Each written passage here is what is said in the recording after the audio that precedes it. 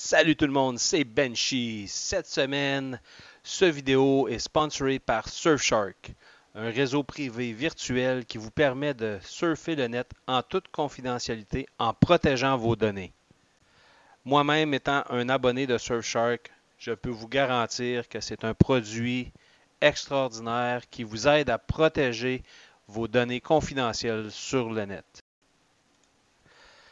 La prémisse de base de Surfshark est d'humaniser la protection de l'anonymat en ligne et de développer des outils qui protègent la confidentialité de l'utilisateur au-delà de la réalité d'un réseau privé virtuel. C'est le seul service VPN qui vous permet des connexions simultanées illimitées. Cela vous aide à protéger votre identité en ligne, rester privé à tout moment et accéder au contenu géorestreint. Vous recevrez des alertes en temps réel lorsque vos emails et vos mots de passe sont susceptibles d'être piratés. Vous pourrez surfer dans un cyber-océan propre, sans pub, sans tracker, sans logiciel malveillant, ni tentative de phishing. Et ça vous permet de déverrouiller le contenu générique en toute sécurité, ainsi que bloquer des annonces et protéger toutes vos données.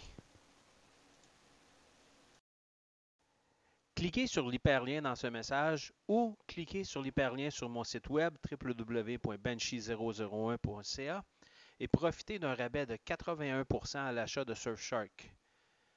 Pour moins de 2 cafés par mois, ayez la tranquillité d'esprit en surfant sur le net. Bon visionnement à tous!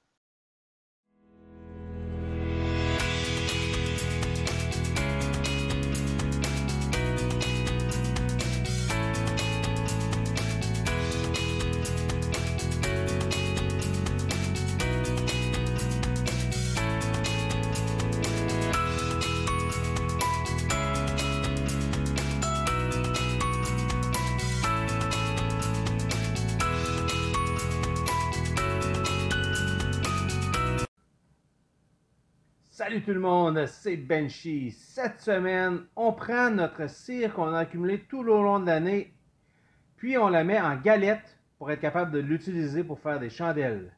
Bon visionnement à tous. Tout d'abord, qu'est-ce que ça prend? Ça prend 8 tasses d'eau, un croque-pot et de la cire. C'est tout. On va d'abord commencer par vider l'eau dans le croque-pot qu'on fait chauffer.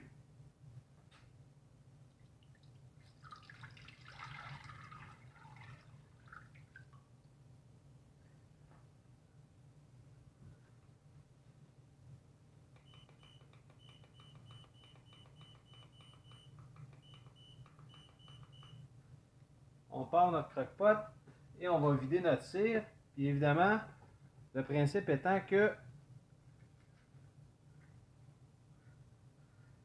toute la saleté va tomber au fond lorsque la cire va brûler, va fondre.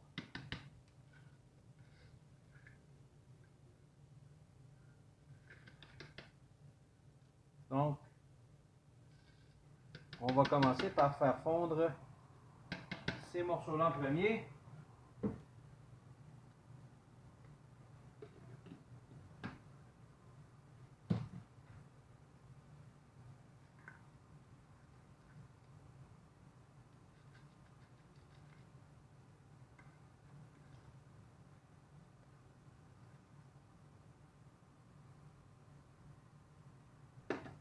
Puis lorsque ça va fondre, on va en rajouter.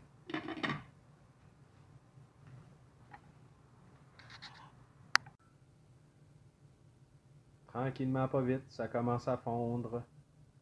Ça va devenir uniforme avec l'eau avec le temps.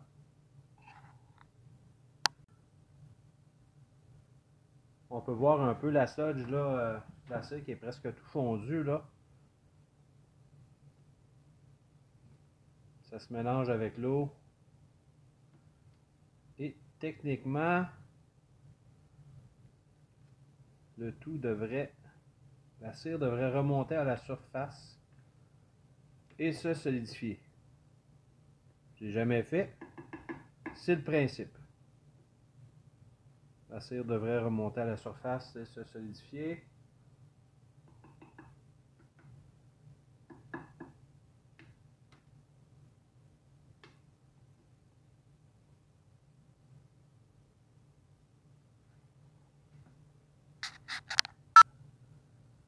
Donc, pour enlever le plus gros, je vais utiliser une petite passoire comme ça. Puis, je vais le verser dans ma canne, dans un filtre à café. Le filtre à café avec la cochonnerie, la cire devrait passer au travers, tomber dans le fond de la canne, ensuite je vais la gratter. C'est un peu le principe, j'ai jamais fait ça, mais c'est un peu le principe. Puis ce qui va être dans le filtre à café, je m'en sers pour allumer mes feux dehors.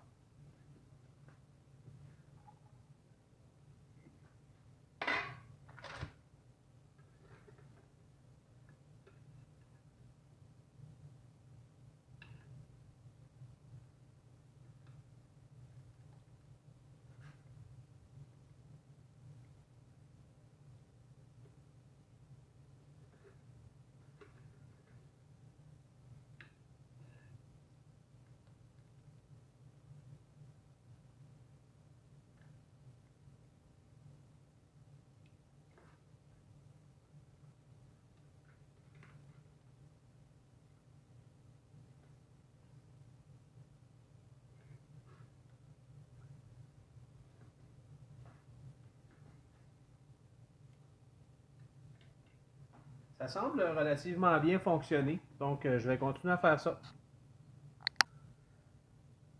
Et voilà, le plus gros est maintenant ramassé.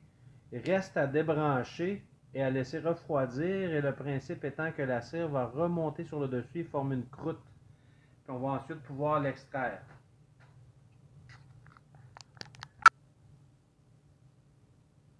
Comme vous pouvez voir sur les coins, la cire commence à refroidir.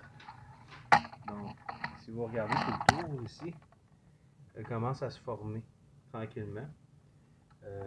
La cire va monter et les déchets vont tomber vers le fond. Comme ça a déjà commencé à se produire, la cire va durcir.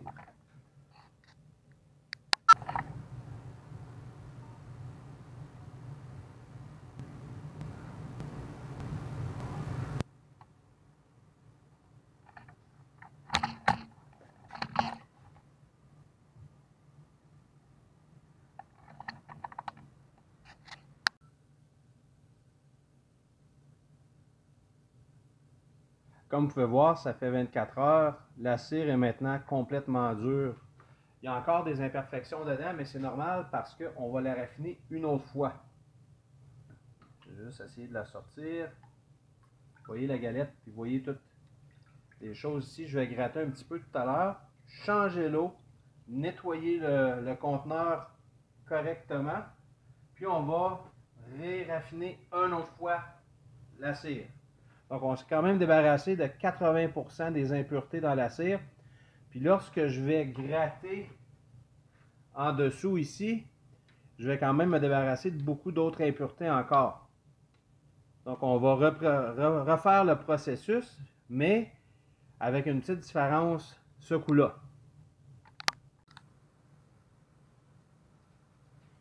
Et voilà, on refait fondre la cire, mais ce coup-ci, j'ai mis la cire dans un coton fromage. Ça va nous servir de filtre pour enlever les grosses particules lorsque la cire sera fondue.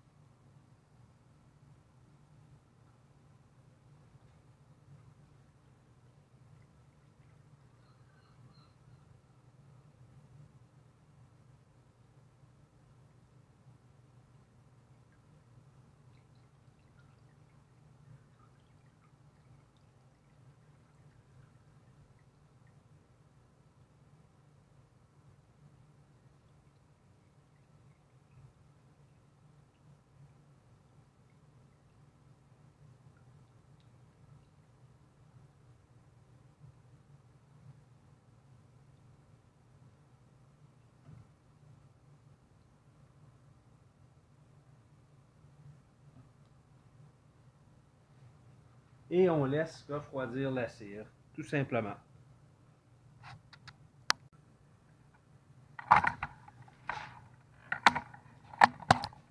Comme vous pouvez voir, on a pas mal un produit fini.